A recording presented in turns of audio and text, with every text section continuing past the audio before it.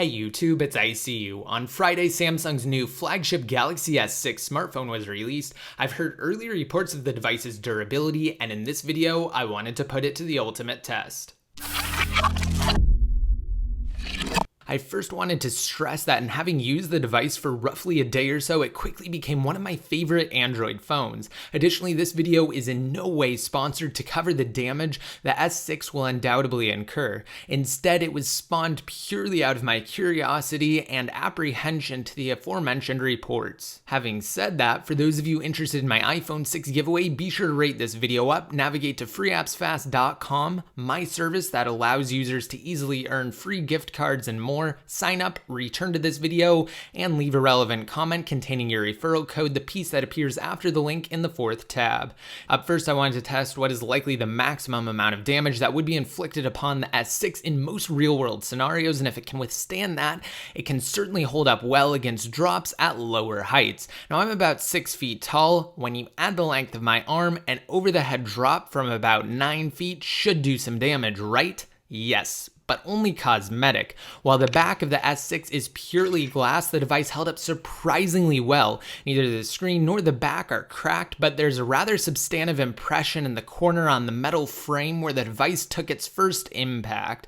There's also minor scuffing on the upper corner, which is where it landed next after bouncing. Having said that, the frame surrounding the device is undoubtedly the primary factor as to why the glass remains unscathed. Now, having said that, I could have gotten lucky because if it had landed completely flat straight down on its screen, it may very well have cracked. The same can also be said for the back, but in this case that didn't happen. So now that the S6 has shown true resilience, holding its own against what would likely be considered the worst real-world scenario, let's take it to the extreme and run over the phone with a full-sized, rather heavy sedan, in this case the Tesla Model S.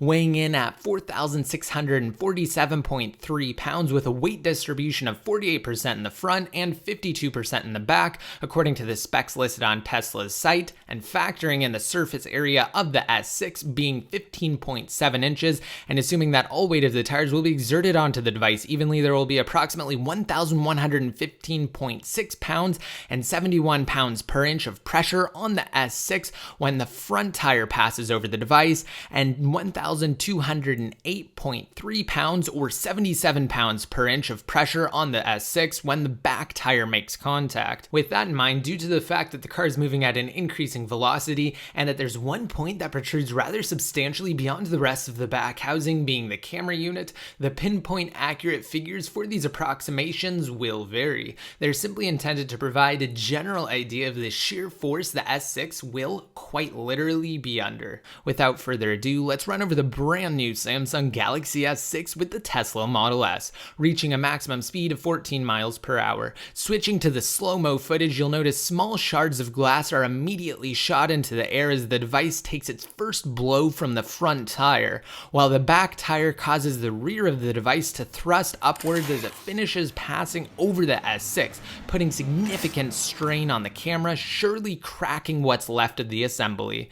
While the back of the device is completely destroyed, the glass shattered beyond usability as a shard instantly drove itself into my hand, making it bleed upon contact. The device is surprisingly fully functional. In other words, if for whatever bizarre reason you happen to run over your Samsung Galaxy S6 with the back down, it will likely be usable. However, due to the cracked glass on the back, I would strongly recommend getting that piece replaced.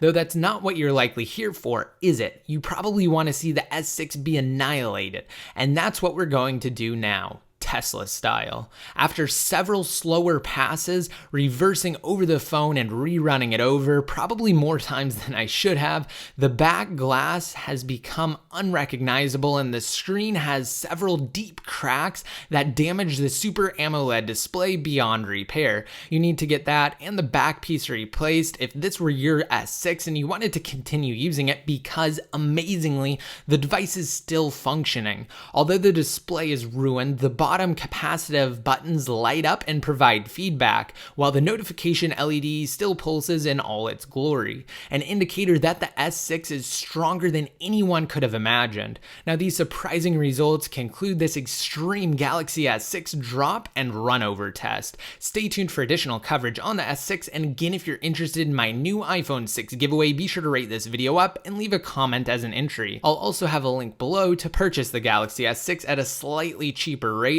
however it can fluctuate, so act fast. Also, just be sure to subscribe if you aren't already, and to be updated more often, such as when I release new videos similar to this one, as well as iOS and jailbreaking, simply like me on Facebook and follow me on Twitter. And until next time, this is ICU, signing out.